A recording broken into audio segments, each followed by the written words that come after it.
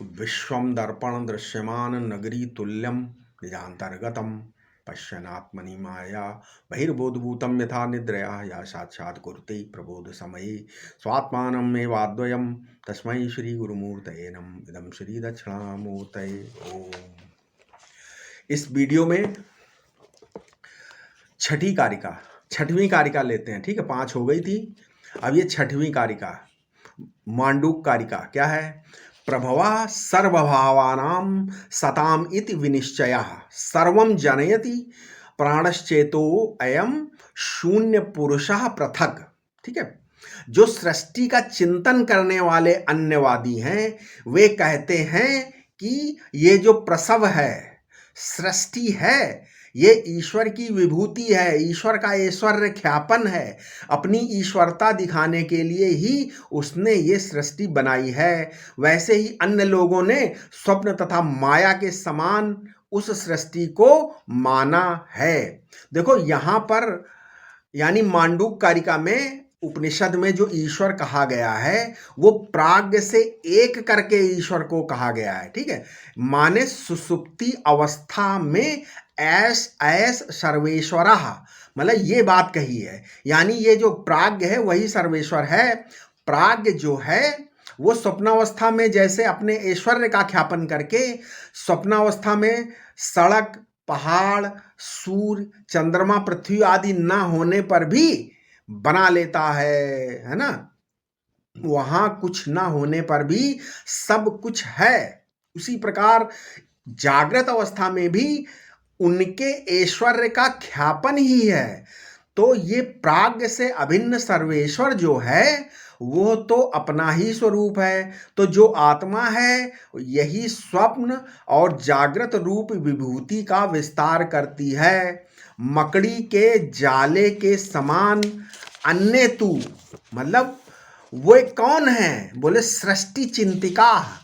ये परमार्थ के चिंतक नहीं है बल्कि सृष्टि चिंतक है। नहीं, इस पद की व्याख्या में भगवान शंकराचार्य अपने शंकर भाष्य में कहते हैं, इति सृष्टि चिंतिका मन्यन्ते न तु परमार्थ चिंतका नाम सृष्टावादर इत्यर्था। जो सृष्टि के संबंध में चिंतन करने वाले हैं वे ऐसा मानते हैं, परंतु जो परमार्थ का चिंतन करने वाले हैं, ठीक है, उनका सृष्टि चिंतन में आदर नहीं है। सृष्टि चिंतन करने पर राग द्वेष तो अवश्य ही होगा। ये राग द्वेष ज्ञान में प्रतिबंधक हैं। जब हमारा अंतःकरण राग द्वेष से मुक्त होगा तभी सत्य का ज्ञान होता है। देखो राग द्वेष कैसे छूटे, इसके लिए युक्ति है, लॉजिक है क्या?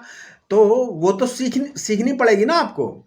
अच्छा, कल्पित पदार्थ में अगर राग होगा तो संसार के ठोस दिखने वाले पदार्थों से राग द्वेष मिट जाएगा। अगर चित्त वृत्ति को सम कर दो तो समाधि हो जाएगी। विचार के द्वारा भेद को मिटाना ये ज्ञान का मार्ग है, सांख्य का मार्ग है। भक्ति और उपासना भी राग द्वेष मिटाता है। देखो सृष्टि भी उत्पत्ति के सिद्धांत का भी अपने अंतःकरण पर प्रभाव पड़ता है। चित्त की बनाई सृष्टि यदि मानेंगे तो क्या होगा? तो नए नए लोक उत्पन्न करना चाहेंगे या फिर वैराग्य होने पर समाधि लगाकर सृष्टि को मिटाएंगे। यदि ईश्वर को सृष्टिकर्ता मानोगे तो उसकी भक्ति करेंगे। देखो ऋग्वेद में एक मंत्र आया है, ठीक है, क्या? बृहदारण्यक उपनिषद में भी है ये, इंद्रो माया भी पुर रूप ईयते, है ना, ऋग्वेद और बृहदारण्यक दोनों में है। तो इंद्र पद का आध्यात्मिक अर्थ क्या है?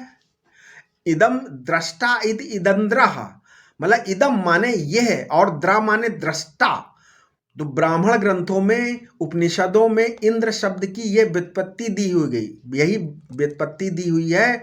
इंद्र माने सबको देखने वाला। अच्छा, फिर माया भी पूर्व रूप ईयते, इसका अर्थ होगा कि इंद्र के पास माया है, यानी यही इंद्र अनेक रूपों में देखा जाता है। स्वयं देखने वाला और स्वयं दिखने वाला वही है। देखो दृष्टा तो शुद्ध मैं है और उसके पास माया है ना, यानी कान की माया से कारण, और स्वयं सुनने वाला और स्वयं शब्द के रूप में सुना जाने वाला वही है। इसी प्रकार आंख, त्वचा आदि के द्वारा भी। अब माया शब्द का अर्थ समझ लेते हैं। माया माने मन, जिस मन के द्वारा हम स्वयं अपने आप को ही अनेक रूपों में संकल्पित करते हैं, यही माया है। देखो, ये बुद्धि भी माया है, जिसके द्वारा हम अच्छे और बुरे का विचार करते हैं। अच्छा, तो अंतःकरण भी माया है? नहीं, ये अंतःकरण अन्य है, मतलब हमसे पृथक है और मैं अन्य हूं, ऐसा विचार भी माया है। तो माया क्या हुआ? मीयते जगत अनया इति माया, या ऐसे बोल सकते हो प्रीमीयते जगत अनया इति माया।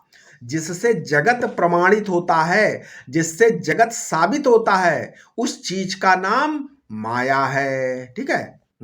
तो जैसे ये शब्द है, ये कैसे प्रमाणित होता है? कान से। रूप है, वो कैसे प्रमाणित होता है? आंख से। ये अच्छा बुरा कैसे प्रमाणित होता है? मन से। तो ये है, ये नहीं है, ये बुद्धि के द्वारा प्रमाणित होता है। और यही क्या है? माया है। समझ में आया? देखो, हमने देखा, हमें देखना क्या है?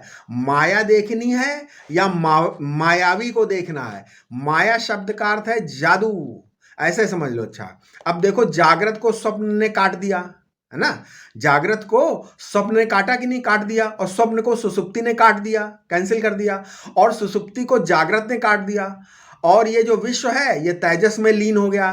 तेजस कहाँ लीन हो गया? प्राज्ञ में।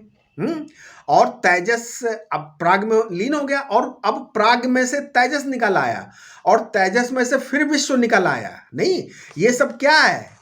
यही तो माया का खेल है, जादू का खेल है। ना तो इसमें कोई विश्व है और ना तेजस है, ना प्राज्ञ है। एक ही सत्ता अलग अलग रूपों में व्यक्त हो रही है, कर रही है। तो ये माया बिल्कुल क्या हो गया? अनिवर्चनीय है, इनएक्सप्रेसिबल है, ये शून्य का भीत है, ये शून्य का ढेर है भाई माया। हम कह रहे थे, दूसरों ने कहा कि ये सृष्टि स्वप्न और माया के समान है। इसमें भी दो मत हैं। एक तो सृष्टि को सत्य मानते हैं, वे भी कहते हैं कि सृष्टि स्वप्न और माया के समान है। दूसरे लोग सृष्टि को नितांत शून्य मानते हैं, वे भी सृष्टि को स्वप्न और माया के रूप में वर्णन करते हैं। अच्छा, जो सृष्टि को ब्रह्म रूप मानते हैं, वे भी सृष्टि को स्वप्न और माया कहते हैं। लेकिन इसको समझना पड़ेगा भाई, है ना? देखो, उपनिषदों और पुराणों दोनों में स्वप्न का दृष्टांत आया हुआ है। कर्मवादी लोग कहते हैं कि स्वप्न में जो सुख दुख होते हैं, वे भी किसी न किसी कर्म के फल होने चाहिए। और कर्म भी दो प्रकार के होते हैं। पहला, इतने ठोस की संसार की जागृत अवस्था में ठोस पदार्थों के द्वारा सुख दुख देते हैं। दूसरे, जो कर्म बहुत हल्के फुल्के होते हैं ना, वे स्वप्न काल में वासना उत्पन्न करके उनके द्वारा सुख दुख देकर चरितार्थ हो जाते हैं। अभी ये प्रसंग खत्म नहीं हुआ, हम इसको अगले वीडियो में थोड़ा और बताएंगे। ठीक है। ओम शांति शांति शांति।